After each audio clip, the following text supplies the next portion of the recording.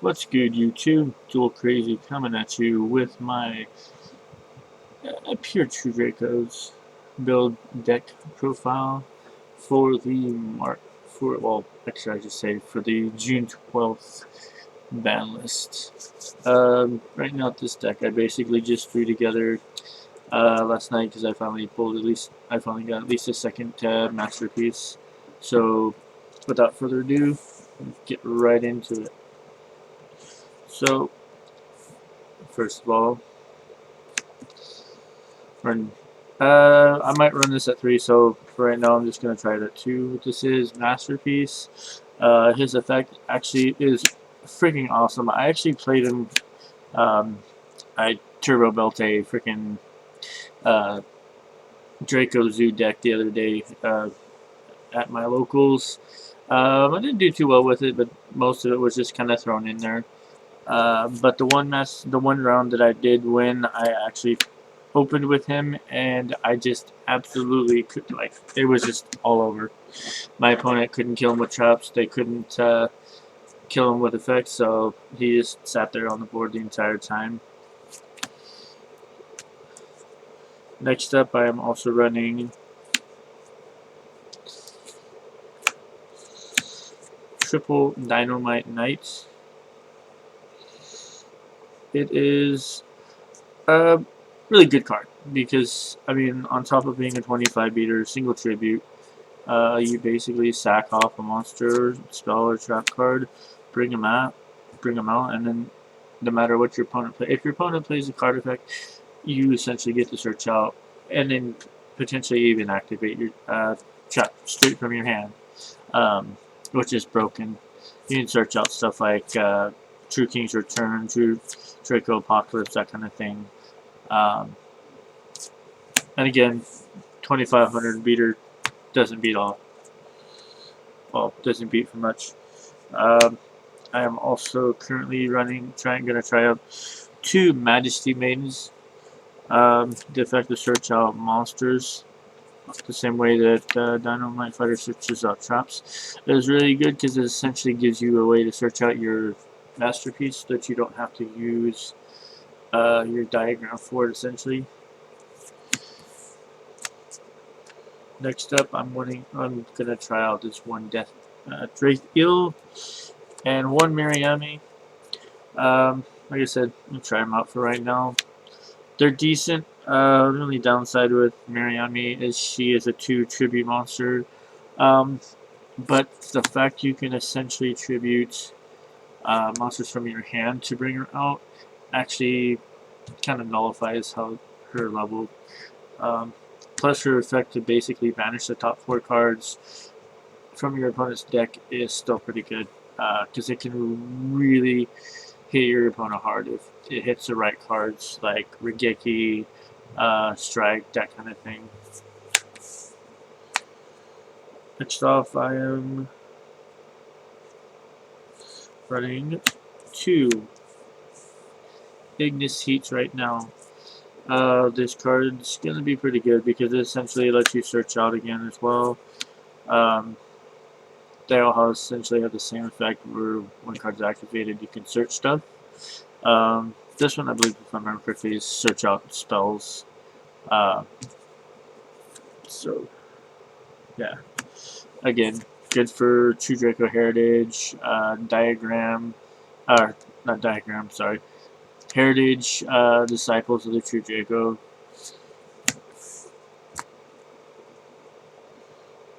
And for my last True Dracos, 1 Draith.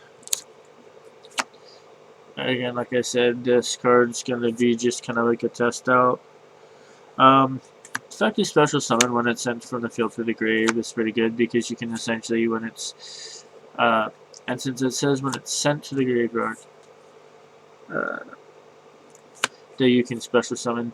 So if you essentially tribute him, since he is a 1 monster tribute, you can essentially tribute him. And if you have a masterpiece in the graveyard, you can bring it back and just go off with a 32, with the diagram up, a 3250 beater. Next up for hand traps, and this is absolutely going to be fun. triple Ash Blossom, because this card is, um, I've seen people that have said otherwise, but I definitely think this is going to be one of the stronger hand trap cards for this format, as we get ready to go into a link format, because it's going to really challenges your opponent, um, to try to play around it, and the fact that this can essentially, at least until the ban list hits, it can interrupt the zoo combo right from the get-go. So it's just absolutely amazing. And then 2 Ghost Ogres. I might go ahead and throw these in the side. I'm going to see how this actually works main decking. But along with the Ash Blossom, this is also good for disrupting plays, because especially if you're playing maybe Paleos or anything that spams out like rank 4s, if your opponent activates an effect that special summons, like let's say you wrap here, you can essentially just break that. They can't go into their XYZs because they don't have anything. The only thing they can really do is go off with that 1 wrap here.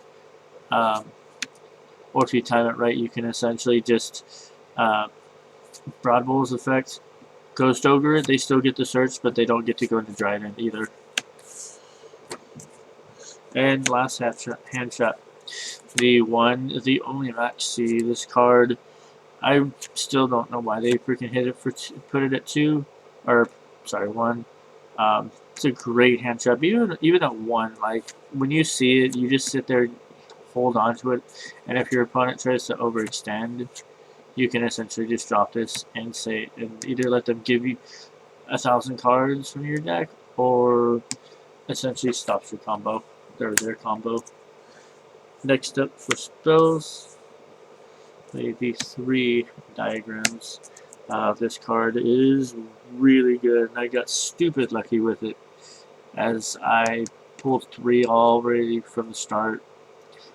Pulled like 2 more too. I sold 1 off, but essentially let you send a card either from your hand, destroy a card, or 1 on the field to basically search out a true Draco card. So you can search out stuff like Masterpiece, any of your spells and traps. It'll let you dig deeper and sift through your deck a little bit quicker. Not to mention, the first time that your Tribute Summon Draco monsters or True King monsters would be destroyed, it prevents them from being destroyed. So if your opponent tries to, say, drain them, you can essentially stop it or prevent it with Diagram on the field. That's just a really powerful card. And then next up, the triple terraforming. So essentially it's like having 6 diagrams. And then on the off chance, because I play the 1 Monarch Stormforth, or the 1 Domain Monarch domain, you can also search it off that too. Next, 3 Disciples. The thing I love about these cards in general is that you don't necessarily have to run stuff like Twin Twisters, MSTs, or anything like that. You can, just for the added benefit. But when these cards leave the field, it basically lets you destroy 1 spell or trap card, or destroy actually 1 card, I think, is what it says. And it can be really good. Yeah, 1 spell or trap card on the field. But I mean, it's essentially, you essentially get to play 3 different MSTs for that route. Next up, playing 3 True Draco Heritage. This card is going to be really good because it's essentially your draw card for the deck. So if you have a face-up True Draco and say a True Draco, like something like Return, and you tribute both of them off for, say, Masterpiece, you can essentially activate its effect, draw 2 more cards. So it lets you draw into your deck a little bit faster from that point. Thin out your deck, especially.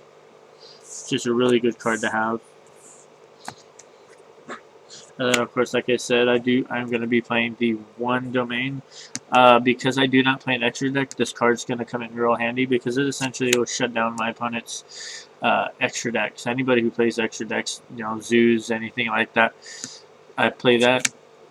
They can't do anything unless they out it. Lastly, for the spells, one Stormforth. I've said this in some of my other videos. A lot of these ideas I get watching other videos. This card in particular is from Team Samurai. Um, Stormforth's a really good card. It's really annoying, and the fact that it doesn't actually say it has to be a Monarch card, you can essentially use it in any deck that tribute summons, and it can totally screw your opponent over. Next up, I'm running double strikes. I might decide to side these. I'm going to see how it runs with the deck build at the moment. But of course, you know, Solemn Striking your opponent's effect monsters really good. This one I might bump up to 3. I'm going to see how 2 runs.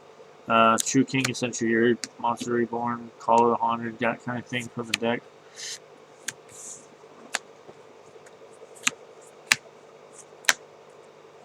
True Draco Apocalypse at 3. Really good because it essentially lets you either half your opponent's attack or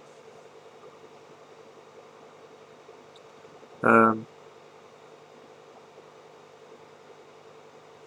yeah, and then also let you, or you can tribute summon the True Draco. Most of the time, I think I'll use the effect to, unless I really need to use the effect to cut my opponent's attack in half.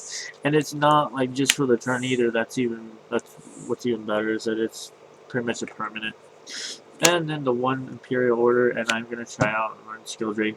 One of the things that I really like about this card with Skill Drain is if, let's say, I attributed this face-up trap and a monster to bring out Masterpiece, I had this face down. If I flip this, it's not going to do anything to Masterpiece because he'll be unaffected by traps. So it's really, really good if you have it set the right time. Because essentially it means that your opponent's monster effects don't do anything, plus you still get your Masterpiece effect to pop 1 card on the field. Now onto the side deck. This is definitely going to be something that might get tweaked a little bit once I actually get a chance to test it out in the field, so to speak. So we are going to I'm running double DD Crows. I might bump this up to 3, come to think of it now, because being able to see it in your hand when your opponent's going to, for decks that target a lot of stuff in the graveyard to bring them back or to add it to hand, this card's going to be really crucial to stopping those. I've used it to stop my opponent from getting the effect off for Norden and essentially stopped his entire play.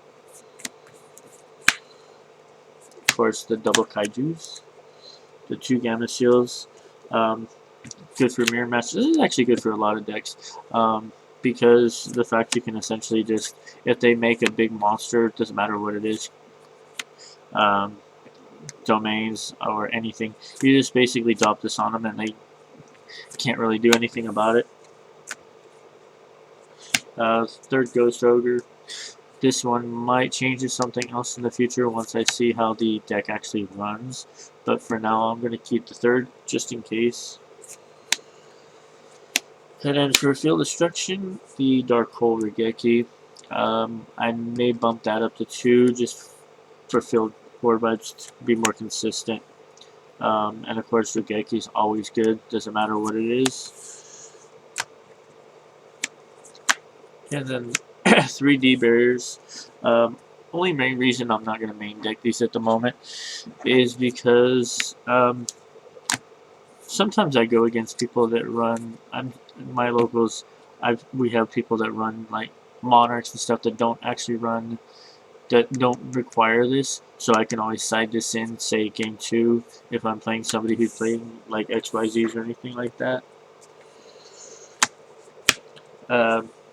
Still a good card. This is good for stuff like Pendulums, or anything that basically tries to burn out through their spell cards because it really slows them down, makes them have to play 1 turn slow. Another field wipe. This one's really good if I can actually get it off on my opponent's turn because it means that it doesn't backfire on me. Or if I have my masterpiece on the field, I can flip this and it doesn't do anything if I've got him tributed from traps. So, and then the double Storming Mirror Force. This might change. I like the idea of playing Mirror Forces because some decks will play that they can't. If monsters have to get their effects from being destroyed or banished or anything, these come in handy because they don't destroy or banish. They just return it to the hand, so your opponent doesn't get their effects off. It's really good if you actually use this and they've attacked and they've already tribute summoned or normal summoned, because it means they can't do anything and you have a clear board unless they have aggro. And like I said, since I'm not playing an extra deck for this, there is no extra deck to show. But this has been Duel Crazy, and I am signing up.